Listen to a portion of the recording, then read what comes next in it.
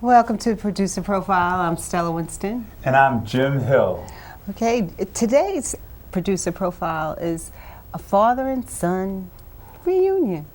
We have James Hill Jr. and our special guest today is James Hill III. Welcome to Producer Profile. Hi, how you doing? Okay. Now, you are a lot of things. Yeah. You play a lot of roles. You are, of course, his son, and you're a student, and you also do something that is extremely exciting and special. You are a model. And so how do you juggle all these things, James? Well, how I juggle them is like I kind of like do a little bit of both, right? See, sometimes I go into the acting mode. Like I always try to go in the acting mode more often because I really want to be an actor when I grow up. Okay. Because in school, I'm on a drama club, and I did a Romeo and Juliet part, and I was Romeo, and I was so happy. And then, like, the school watched it, and they all said, "Wow, James, you can really act." I was like, "Really?" So I was like, okay, so maybe I should just do this. But the modeling, I get like so many jobs on modeling because I guess they like the way I look, right? So I do my little smile, I talk. When I go on the interviews, I walk in, they say, so what's your name? I say, James Hill. And then I have to slate. And I have to stand there with this card. Sometimes I put it down. And then they say, I just want to take a picture of you. So they take a picture of me. And then sometimes they don't call you back. Sometimes they do call you back. So it's kind of lucky or blessed when you get it. Now, the proud dad sitting next to me. Well, the thing I'd like to show how do you help him juggle all these things? Because that's very important. The parents' involvement with a child like your son, they have so many things going on. So you must play a very important role on how he handles everything. Well, the most important thing I do with him is I say we have to put God first. Okay. So I have to take him to church. And then the other thing is that I take him to the streets. He's giving out food to the extended homeless. The extended homeless means those people who are living with each other in the projects, okay, because they really can't find an apartment or they don't want to move into a shelter. So sometimes 4 and 5 of them move into an apartment, you know. So I've introduced him to all kinds of characters. You know, he's met Zulu. He's met, you know, just different animated people in our community, and so you feel that connection is important. It's so important. Then we can do everything else, you know, to see him feeding the people with milk and everything else, and then we can go on to, okay, what about school? Okay, what about your acting career? Okay, what about basketball? So we do a lot, you know. So how often do you feed the homeless, James? I feed the homeless very often. Is that what? Like once a month, twice a month? Like we used to like we stopped because it was getting too cold, and like people are shivering and stuff. So we're not going to do it until like it gets warmer. That's next month. So, but usually when it's not that cold, like we keep our thing going. Like on Fridays, my dad's very consistent, so we keep on driving in this big van, and we open it up, and I see all these people, and I see her name is Mama, I think, or Mommy. She's this Spanish lady, and she lives in one of the buildings, and she's like royalty over there. Everybody looks at her all high and mighty and stuff. and they give her milk.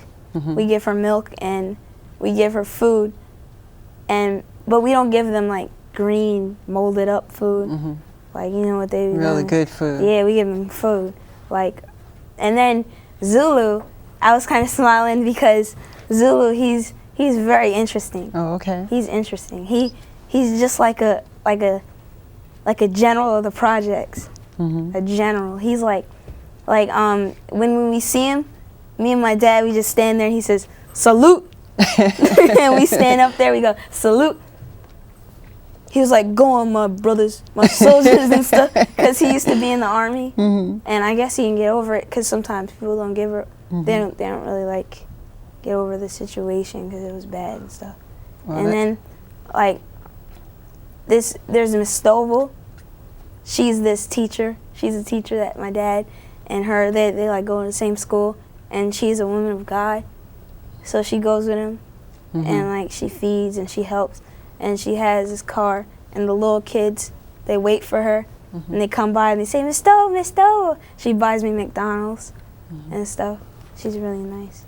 Well, that's exemplary of you to be involved with the homeless and to be able to do all the other wonderful things that you're doing as well. So when you meet all these people from different circles, I mean, so you're dealing with the homeless, you're dealing with your schoolmates, you're dealing with the modeling world.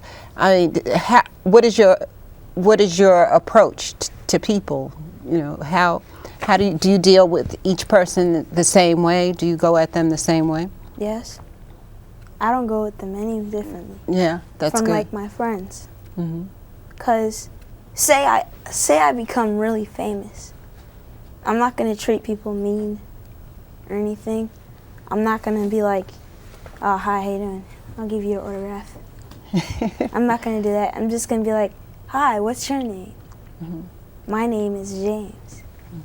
Well, you did something pretty fantastic. You were involved with it was at 42nd Street? It was 42nd Street. What was about it? 10,000 people out there, and he performed, it's the NFL opening of the football season with Alicia Keys and all those stars. Okay. I was there with them. So we're going to take a look at James Hill III, Okay. on 42nd Street. So let's go to that videotape.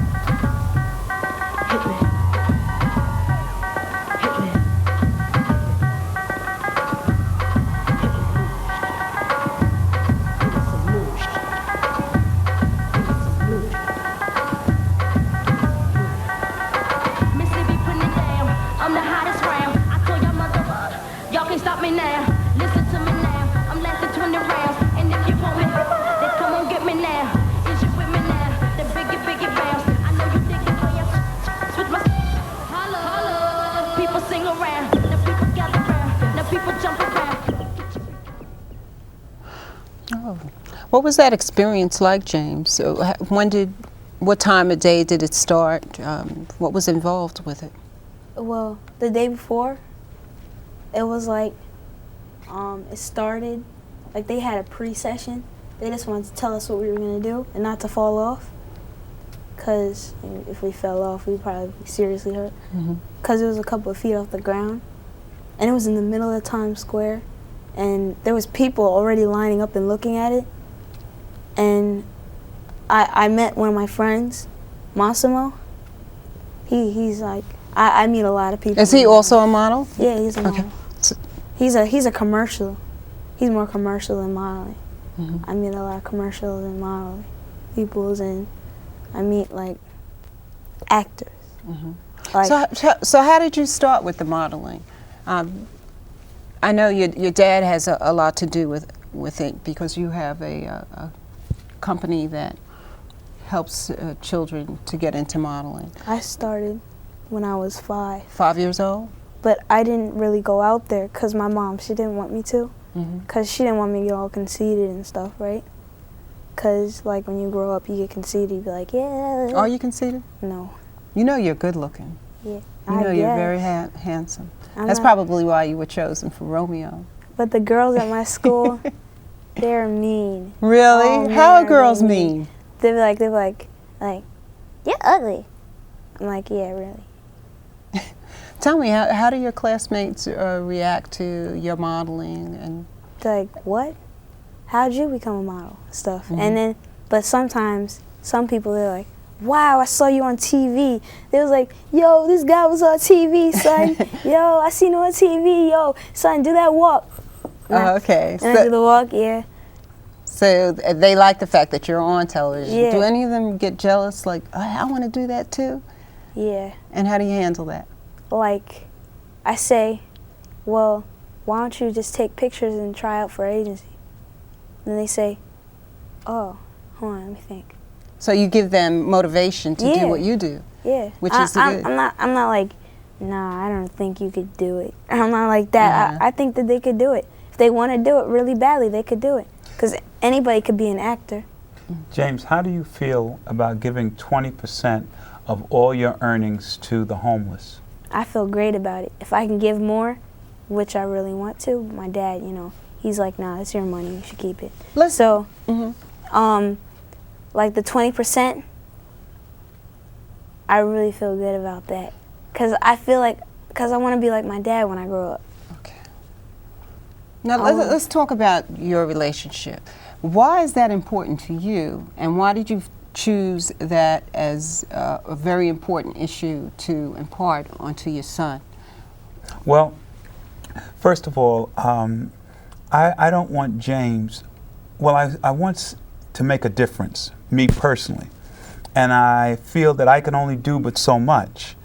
And I'm just hoping that my sons would see what I'm trying to do and they would try to make a difference. And so far, James has been the closest of all my sons to making the difference with me. My other sons call me Don Quixote. They think I'm fighting a windmill. They think I'm absolutely out of my mind, but they said, Dad, because I made sure that they all got their education in abject poverty.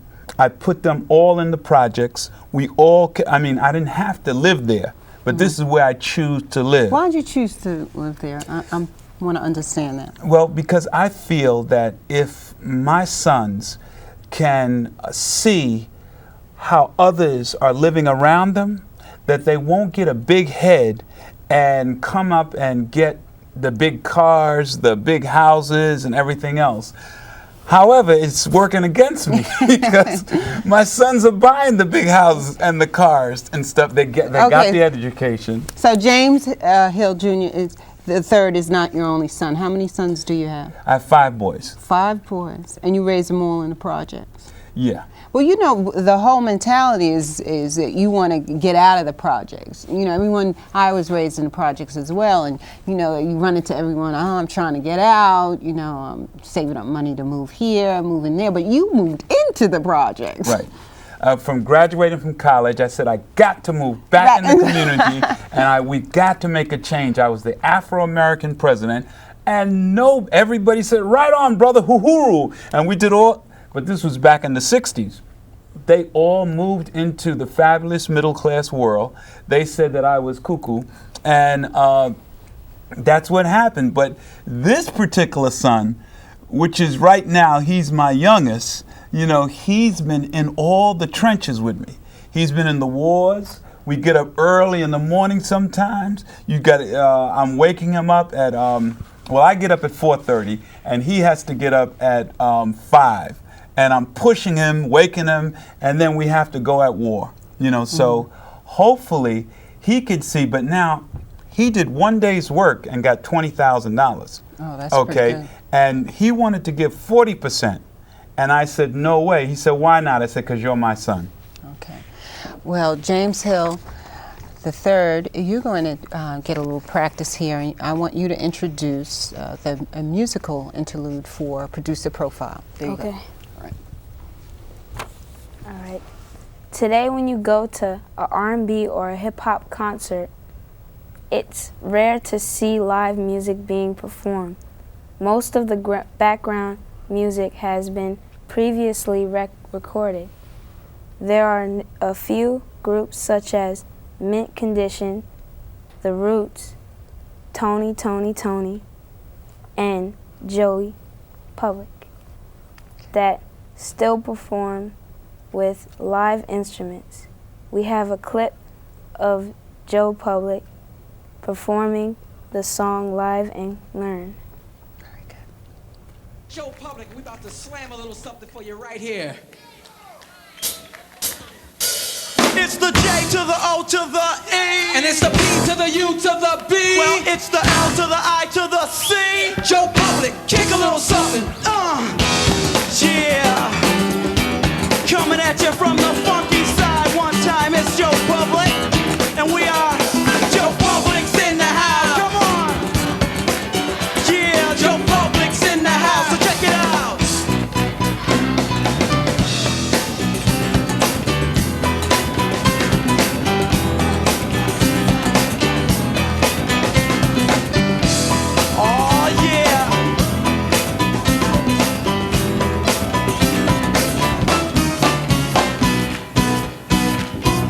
Here's a little story about life. Everybody that lives surely dies. A lot of people ask the questions why.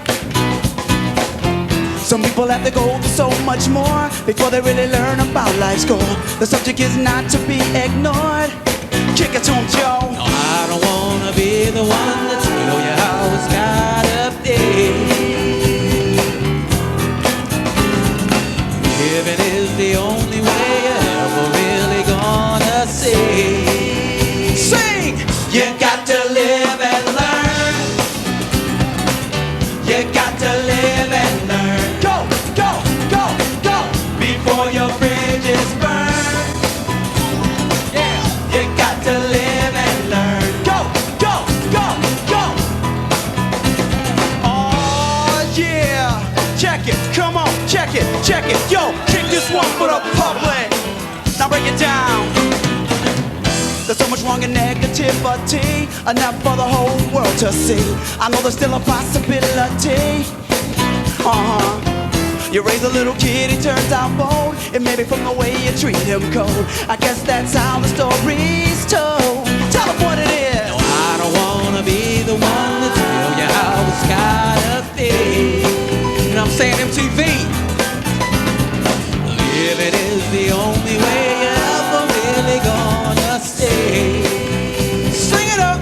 You got to live and learn. You got to live and learn. Go, go, go, go! Before your bridges burn. You got to live and learn. You got to check this out. I don't wanna be the one. You got to live and learn. Tell you how it's gotta be. Before your bridges burn. Living is the only way. You got to live and learn. That you ever gonna see. Large. If large is how you living, why you living large? Are you taking what is given to you in the form of true experience? Yo, cause if you're not, your whole life could be spent doing time for a crime you say you didn't even do. Only fool that you're fooling is the fool that is you. Didn't even turn around like this if you're big, just put it. I guess it's true that what they say that without living there's no learning. Yeah, it's the J-O-E kicking it one time on MTV. So check it. Mary, Mary, Mary, it's quite contrary. Yo, how did you earn your dough? You didn't finish school, you ain't got no job because the human eye. It's pretty simple. You're always talking about what you want is respect, but never thinking about the little boy you neglect. Been in his formative years in a living hell. Now realizing one day he'd end up in jail. Now on the other hand, it's damn my man who planned the scam, and I mean damn, it was the ultimate flim flam. He was saying that it was easy as pie, yo, but little did damn know he was about to die. I don't wanna be the one. Got to live and learn. Tell you how it's gotta be. Before your bridges burn. Living is the only way. You got to live and learn. That you ever gonna see. You got to live and learn. I don't wanna be the one. You got to live and learn. Tell you how it's gotta be. Okay, welcome back to Producer Profile, and I have on the show with me father and son, James Hill Jr. and James Hill III. Now I have so many questions that I want to ask you. Let me just spit them out. Favorite artist, I noticed you're wearing Converse sneakers, which go back to the 60s. I wonder how they're still around. Video games. I want to hear about your favorite video games. If you play video games, how much time you give to them, and television shows. That's a lot to cover, so go for it. Okay. All right, I'm going to start with Converse. Okay. I like Converse because they're cheap. Oh, interesting. Now they're cheap because they cost $25. They cost $29.99. Yeah. And the other shoes cost like $150, so I'm not feeling that. So I don't want to go get those. And the Converse, they just look nice. I like the way they look. But my other ones, I had blue ones, they got messed up because I'm on a basketball team. And I had a game on Friday, and this big kid, he was really huge. He knocked me over, and I flew into the stands. So you don't feel pressure to get a certain brand name sneaker because your best friend over there in this class has it? I mean, you don't feel that kind of pressure at all? Because I know a lot of young people do. So how do you get past that? Well, I just get around it. I just say, they say, why don't you have Jordans? Why are you wearing Converse? Ew, why are you wearing Converse? They're like, because I like them. Because I like them, not because you like them. Good. I wear what I want to wear. Right. Because I got Old Navy. Nobody wears Old Navy in my class. They might wear the pants, right? Because the pants is, you know. They're cool. Yeah, I like the they pants. do have nice pants. They might wear the pants, but they don't wear the sweaters. shirt, They don't wear the okay. sweaters. They don't wear the khakis. I wear the khakis and the sweaters. Now we're going to get to all those other things, but eventually we're going to show some of these pictures, these fabulous pictures that you've done while you were modeling. And tell us a little bit about this one. Well, that one's not the best one because you're gorgeous. I don't like that picture because of the sun and the makeup. It wasn't right, and the my hair is kind of, you know, thing. But who did the hair? When did you take this picture? Like, I took it when I was in 6th grade, I think. Okay. No, Yeah, when you were 7th doing grade. A TV show. Yeah, when I was doing a TV What show was this? No, It commercial. was when I was doing a smoking commercial, Okay. anti-smoking. Anti-smoking. Yeah. That's a good thing. I like that picture. This is gorgeous. Yeah. Now, this young lady I've seen before that's with you, she appears on your show, Yes. Myself and Others. And what's her name? Najida. Najida, and she's also a model, right? Now, what was this taken for? It was taken from my book Oh, okay. and her headshot. book. Black and white. Yeah. Now, do you prefer this one compared to the first one we saw? Mhm. Okay. And that's a job. And this is a job? What That job was is this? Is this the one that we saw? Yeah, that's the one you saw. This is the NFL? Yeah. Dad game. has that. He got them quick hands. Oh, okay. You just take that shot, like, All right. That must have been so exciting. yeah. And this is a shot from it looks like it's from a catalog? Yeah, it's a Kmart catalog. Kmart catalog. And this is you right here? Yeah. Right there. And you're on a skateboard? They had to hold it. They had to hold it with wood because it kept rolling off the shot, and I kept on rolling off with it. And you look like you're having fun. That's where the Yeah. acting comes in. They right? were. I had to act like I was having fun. They were like, And right here, what are you doing here? This is Kmart also. I'm holding a book with my friend Solange. So now, did you meet her just when you started modeling? This is not somebody from the neighborhood. This is through modeling. Okay, go ahead. And yeah. That's basic. Okay. Well, I still haven't gotten the answers to some of my questions. Yeah. Okay, we covered the shoes. Favorite music? Favorite artist? My favorite artist is Jay-Z Why Jay-Z and not Nas or Cameron? because he got the fresh beats. The fresh beats. And when you say the beats, that's the music that's in like, the background. Like, So you want to be able to dance. yeah. Can you dance? yeah, I can dance. Yeah, all right. And I like Nas. He's alright. He's just a little bit too philosophy for me. And I like I used to like Nelly, but he's kind of like played out. Okay. Video games. Video What about games, I think. I used to. Okay. I used to like video games, Mm-hmm. but like yesterday, like last week, cause my game it got messed up, Okay. so I don't want to play anymore. Well, thank you for coming to Producer Profile, James Hill III, and thank you for having him on, Father. Definitely. Yes. And if you want to get in touch with us, it's 917-806-0781. That's our modeling management program. Okay. Okay. Thank you. Been watching Producer Profile. I'm Stella Winston. And I'm Jim Hill. Okay. And you're... And I'm James Hill. Okay. So we didn't get to your favorite television